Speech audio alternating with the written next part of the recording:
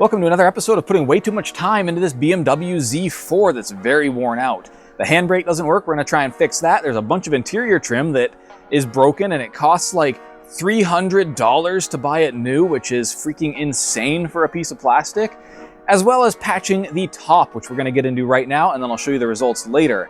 My helpful assistant here, who has been looking kind of distant, he has the two solutions we're gonna try. One of them costs $5, that's gonna be our tenacious tape, and one of them costs $25. That's gonna be a combination of our canvas here and our rubber cement.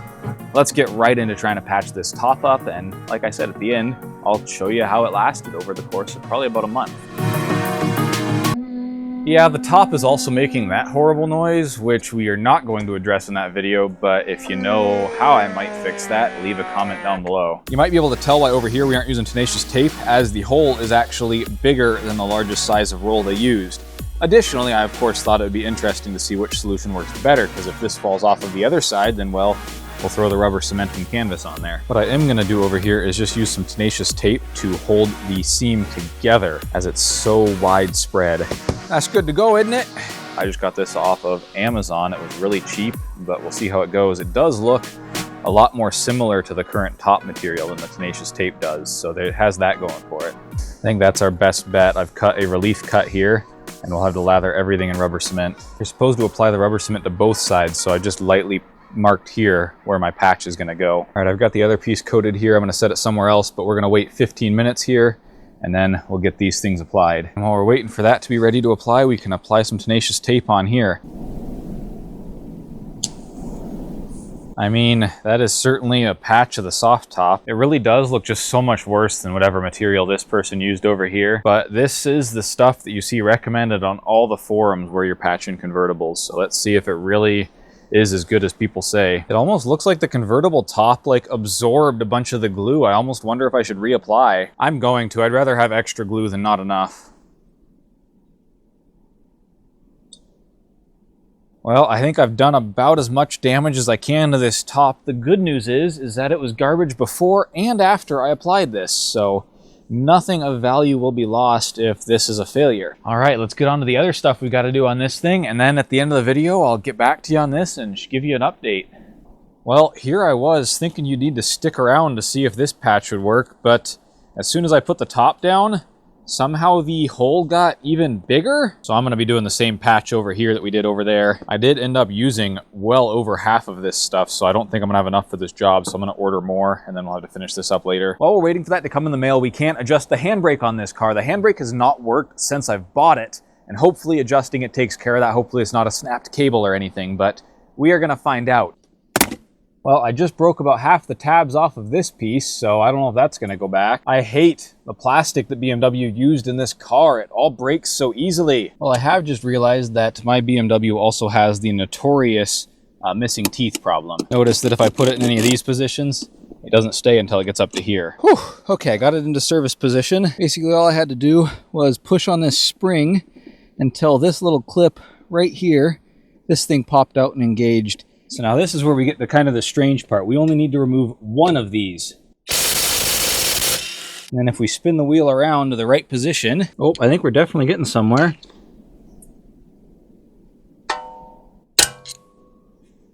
Oh yeah, I can barely rotate the wheel now. And like I said, I'll link to the video where I learned how to do this down below, where he actually shows you the mechanism, which helped me a lot. And so now I'm just gonna back it off until the wheel is spinning freely. Okay, I got it released. Let's see, do we have any feel from our handbrake? Nada. Let's pop this wheel off and see what it looks like on the mechanism side. I'm starting to think we might have a broken cable. It was at this point that I'd lost audio. I have bought new mics since that have onboard recording, so this should not happen again, because if they fail, I'll still have the camera audio. But until then, you'll have to listen to me in voiceover. I looked into the brakes here and I could not find anything visually wrong with them, so I continued to order some parts such as the handbrake cables, and we'll get back to this later. All right, new can of rubber cement came in. It's cold enough outside now that I've got the shop heater on, and I've kept these inside so everything's warm enough. All right, well, it is patched. I guess we'll have to wait till it dries, and we'll have to see how the top works. I will say I am a little nervous because I did fold it down with just that patch on, and we saw that this failed. it didn't really quite fold down all the way. I don't know. We'll have to see how it goes. Well, it has been a few days and we're back out here on the BMW, and that box you can see right there is full of BMW parts. But first, let's make sure we can put the top down on this thing with our new patches.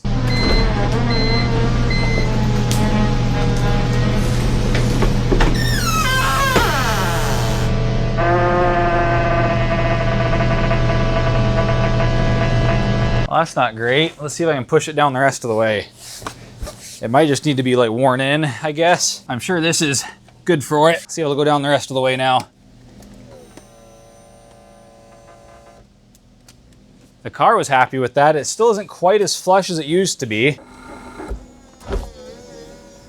And as you can see there, it isn't really perfect. It bubbles up a little bit, but I think it's good enough. And as long as it keeps the car waterproof, I'm happy. All right, now for my big box of parts. We have this, which is the Driveshaft coupler, and this came with the car, and the previous owner said he believed it was bad, so we're gonna be swapping this on, as well as this absolute bargain of a handbrake lever that I got off of eBay. And we should be able to swap over the black handle from mine. What we're gonna start with is right here though. This piece, I want you to write in the comments right now what you think it should have cost. It's just a piece of plastic. It's got a little spring there and a little spring here. And let me tell you, it cost $300, and that was on sale. But that's just what these go for, unless you can happen to find one out of a used car. And I just wanted this fixed and I couldn't find any used cars around me. As well as this little piece of plastic that I broke earlier. So this is my old one, and you can see the plastic tabs broke there, as well as the ones at the bottom here that actually hold it in place to the car. And this thing was just sitting here and it like kind of started flying off. And so I took it and threw it down there.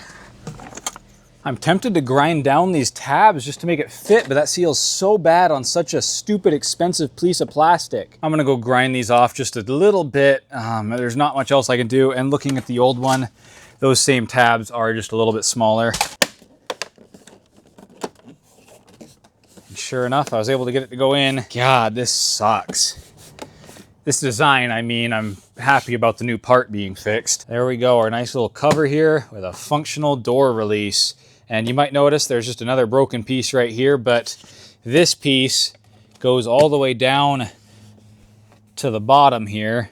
And I don't know if I'm ever gonna be replacing that. This obviously looked way uglier than a crack right here. All right, with that taking way longer than it needed to, I think it's time to get underneath the car and start removing stuff so we can get to the handbrake as well as that Driveshaft coupler.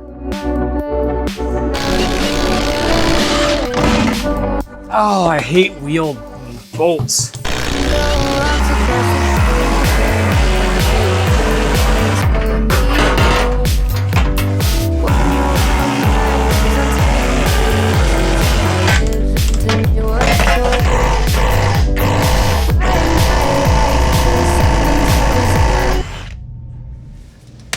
Well, this job just got harder. Probably should have done this in the first place. It's been a few minutes and I'm impatient, so let's see if we strip off the next one.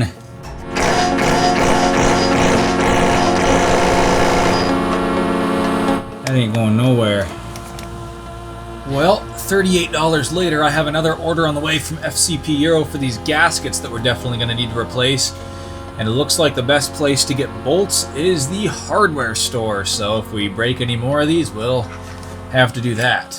Let's see if we can get any more of these off after waiting for a bit.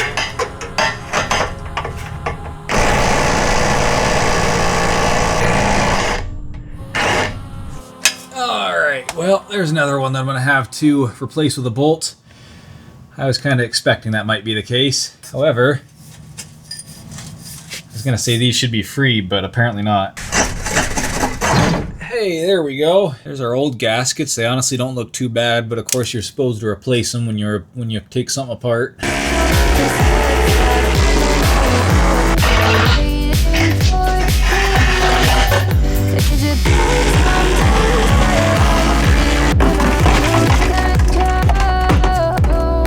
Well, I can tell you there was definitely a squirrel making home up here at some point.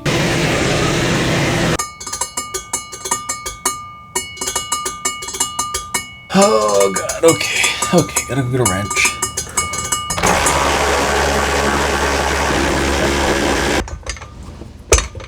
Hey, there we go. Well, That's kind of weird. This piece here, this is the bushing that we're going to replace. And I mean, it's obviously worn, but it feels pretty fine to me. I don't know what the previous owner was on about, but then again, this is the same previous owner that had the airbag and traction control lights on due to two things being unplugged under the passenger seat. I don't know. I guess we'll put on the new one since it came with the car, but interesting. And then right up here, this is our handbrake. So I went and tried it out on the new one, and apparently this part should just pull right off. There we go. All the nuts are off and it didn't fall out of the car. Oh, not bad at all. Now, I have been warned on the forums that the handbrake cable, the wiring, like to detect if the handbrake is on, is very short, so I'm going to try and be quite careful with that. I cannot figure out how to get the freaking wiring detached. Oh, I think I got it. This is tricky enough that I'm going to try and show you what I had to do. So this thing right here, this little copper thing, pushes up on the cable to keep it in place, and the cable goes through a little hole in there, and so you have to push this down and then pull the cable out, and then you get like this. Come on. And we're out for the most part. Take a look at what we got in here. Interesting. So our handbrake, actually, the cables are fine. It's just the handle came off of that lug in there, and so now it can't pull on the cables. Nothing happens. Oh, so the pin is actually part of this mechanism. This must just be too wide. All right, yeah, see this new one? It is all one assembly. And so this is where ours failed somehow. It failed right at the pivot point right there. And also, let me demonstrate. We have all of our teeth. Very nice. Oh, I realized that. I don't know if I mentioned how much this actually cost me. A lot of the times you find one of these used for like nearly $200. I paid just under $100 for this one, so I'm pretty happy with this deal.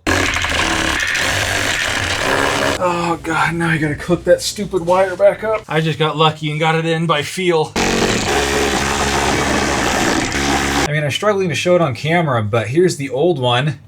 It has some flex, and the new one definitely has much less flex, so I don't know, maybe this will help the car to feel tighter or something. Well, I might have had it out of frame, but I did get the new Driveshaft coupler hooked back up and all this tightened down. According to a little research online, you basically need to get these things cherry red, and that's a quote, to get them off, so I guess that's what we're gonna do.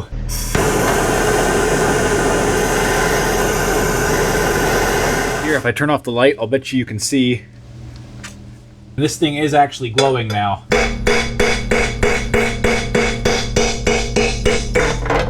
Hey, and that's how it's done, baby. Now I gotta retrieve that, but that's a problem for some other time. And this thing is definitely running out of propane. Man, I like playing with fire, but I am getting tired of this.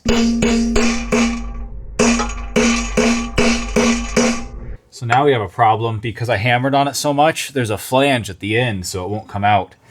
I'm gonna see if I can get a screwdriver and maybe pop it through, but I don't know.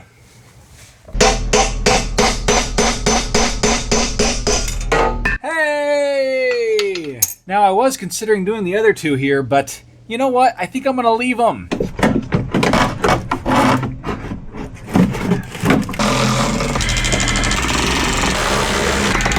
And just like that, we are ready to put in the exhaust and the rest of the bracing. I'm so annoyed that I gotta wait 10 more days to be able to use this thing. I did say we have one more thing though that we can do right now, so let's get on to that. If you remember the first video with this car where I bought it, I had a friend and he was actually able to rig up something with zip ties. I have no idea how he did it, but he rigged up something to fix this because it is not the bulb that is out, it is a connection that has come loose from the headlight housing, and then the bulb twists into that and of course doesn't get any power. So we're gonna pull off the bumper, we're gonna try to fix this properly, maybe with some soldering or something, and we also have this big old hole in here, and the previous owner did include the piece that goes here, but of course we have to take off the bumper to put it on, so I guess first things first, I gotta get the license plate off. For the record, I really hate this plate mount. There doesn't really seem to be any good tow hook plate mounts, but I prefer it to having the plate in the window, and I didn't really want to buy the OEM plastic piece where you're supposed to display your plate on these cars. All right, now we just gotta figure out how to get this bumper off. Wait, is that all that was holding the bumper on? Ah, there's also some zip ties. I think we freed this bumper. Wow, that was easy.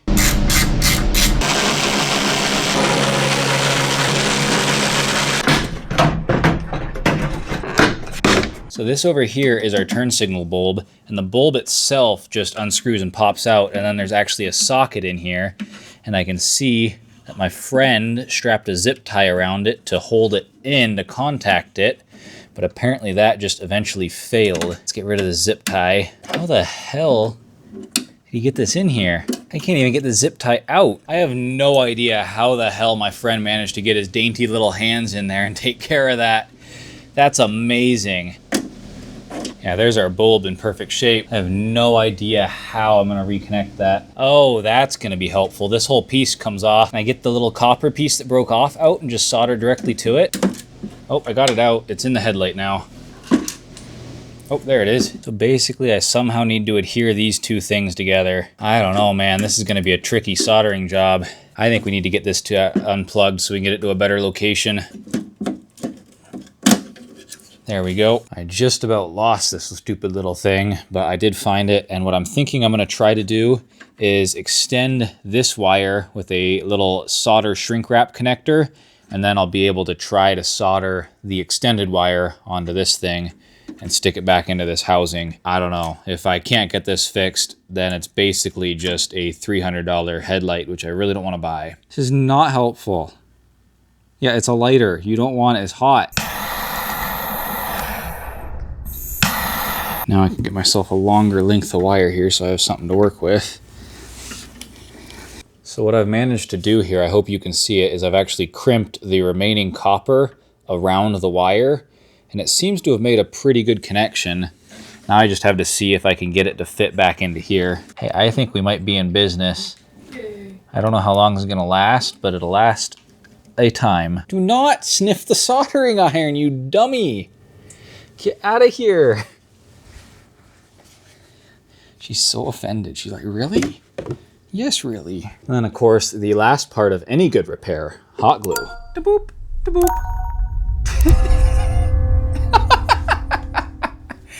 That was so adorable. I don't really expect the hot glue to do much. It's just a little bit of cheap insurance because due to the way that I bent it, it's just not quite as secure anymore. All right, let's get this plugged back in and see if we did anything. Wait, so we managed to fix this one, which is the one I just put in. But this one's not working. This one just happened to burn out.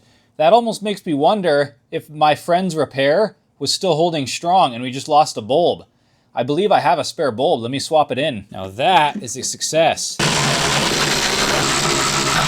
There's always that one bolt that has to be special and require a hand tool. So apparently this piece somehow clips into here from the back. I think we're gonna have to put this on its nose, which is not good, but this bumper has already been repainted, so I'm not too worried about it. Starting to wonder if this is even the right part for this car. So this is interesting. This car is a 2006, which is the first year of the facelift, and I believe we have the bumper mesh for the facelift. However, this bumper appears to be for the pre-facelift. Well, the BMW continues to bleed money. 115 bucks later, and we've got this mesh piece coming in. Hopefully we can recoup some of that by selling the other one, but I don't know. But I guess that's all I got for you. I will see you next time we're out here when we're hopefully putting this bumper back on and putting the exhaust back on. All right, our exhaust flanges are in. I made a trip to the hardware store. This big box contains our big hunk of plastic for the bumper, which is where we're gonna get started here. It blows my mind that I bought 2 of these. No, I only ordered 1, I just got 2. But what I was trying to say is that it blows my mind that this big piece shipped cost less than half of that little tiny plastic piece we installed in the interior earlier. It's wild. I believe I'm missing the clips. How this mounts is there's a bunch of holes in here and a bunch of pins here. And I think there's supposed to be some sort of little metal clip-on thing that holds it in place. So I believe what I need for this are called push-on retainers. And they're just a little piece of metal that I will push down on top of each of these pins, and that'll hold our grill in place. And it looks like I can get them on Amazon, which means I can get them tomorrow. Thanks for calling Turner Motorsport. Hey, yeah, I got 2 things when I only ordered 1. All right. I'm going to get a manual label sent from FedEx directly to that email. I will see you in just a second when I have those push clips, and we'll get this bumper put back on.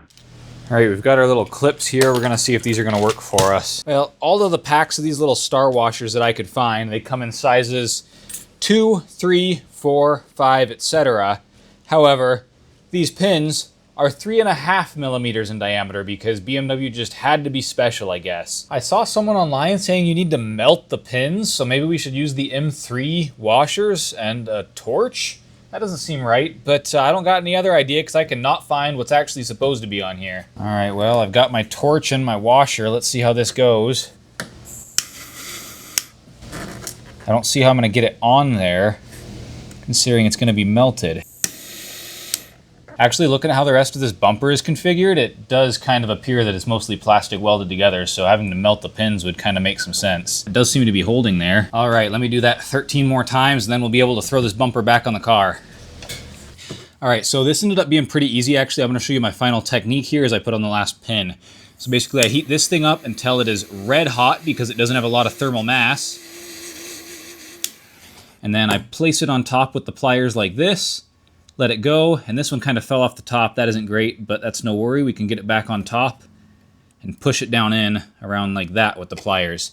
And of course, you might need to put extra pressure in some places because when you're first putting it on, it won't be quite aligned right. But that worked pretty well for me. It might work even better if you had two people. I guess that's all I gotta say. Let's get this bumper thrown on and see how it looks. Now for the pain of reinstalling this thing. Well, the grill here sure does look a lot better. The main reason that I actually wanted this to be here, I don't really care about cosmetics that much, is that this piece just hides exactly how much plastic pieces I'm missing behind it because I'm missing a lot of the under tray for this car. Now we gotta move on to the oh-so-fun part of reattaching the exhaust and all of that stuff. And of course, our new gaskets. These should be, I believe, OEM quality. All right, I guess it's time to get the exhaust under here and see if I'm bolted up. All right, I've got it jacked up in the back to hopefully line it up. Seems to be working pretty well. I'm just hoping it doesn't fall off, of course. I think we're in business here. That wasn't too bad at all. Knock on wood. Now, wouldn't it be funny if I stripped these, putting them back on? That was a joke, by the way. It would be extremely not funny.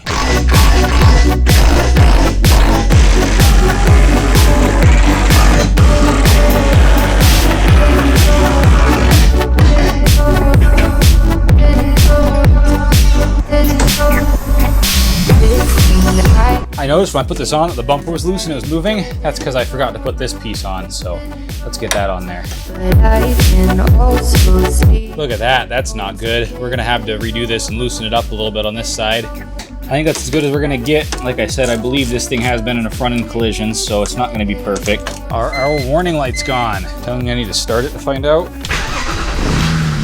I really do not like the fact that our brake light is still on. That probably indicates that I didn't get the wire hooked up correctly, which is hard to get to. I think that if I had to choose, that would definitely be the most difficult part of this job, was getting that wire connected, and apparently I didn't get it reconnected, which if you're doing this yourself, check that the light works before you put it back together. Well, let's see if the scanner can find anything, and if it can't, then it probably just means that the car thinks the handbrake is on. Yeah, it did not find anything. I'm gonna see if there's any way to get to that without undoing all the work I just did, but I don't know. Oh, hey, that's good. So what's actually happening here is you see that little lever on the bottom of the parking brake that moves and goes up to the switch? That's supposed to push on the bottom, but it isn't because it's bent. I'm gonna see if I can bend it back. Well, I couldn't make any progress, so I ordered some extra long needle nose pliers, and I'll have to see if I can get that thing bent back into shape. I guess I'll see when those pliers get in. No, I'm not compensating for anything. Thanks for asking. Oh, I think I got it, I think I got it. All right, moment of truth. The handbrake light should not remain red. Let's go. So you might have noticed that it is yellow. I don't have any codes for that on my scanner, but that could be a number of issues, it sounds like. Anything from the brake pad sensors to not having enough brake fluid. So let's start with the easy stuff and check the brake fluid. It looks like that must be our little brake fluid sensor. And let's see if we're where we should be. So you can see it actually is getting right down close to the minimum there. And I do happen to have some on hand, so let's top it off. Man, our yellow light did come back on, so I'm not sure. I might have to do a little bit more research on that because I was really hoping to have all the lights on the dash gone after this video. I looked it up. It doesn't seem to be a common issue. The only lead I've got is the hill assist, which of course I didn't know this car had, but before I chalk it up to that and try to fix that in a different video, I'm gonna take it for a drive and see if the light just goes away after driving for a bit.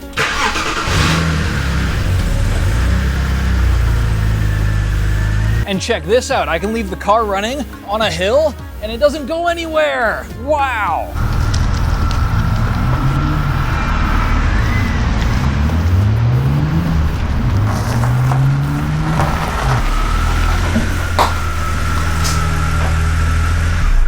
Well, we did not solve anything by going on that short little drive.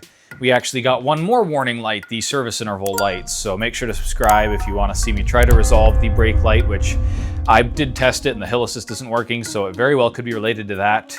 I was not aware these cars had hill assist, but apparently they do. So like I said, subscribe if you want to see any of that stuff. And also subscribe if you want to see if that top is actually waterproof with those patches on there. I'm going to be parking this thing outside while I work on my Subaru. And I mean, it's kind of the rainiest season here in Spokane, so we'll be finding out. If you do have any more insight on that yellow brake light, then let me know down in the comments, especially if these cars should have hill assist and if that could be what's causing it. Otherwise, if you liked seeing me fix up this car a little more and all that stuff, then hit the like button. You know where that is. I think that's all I got. I will see you next week.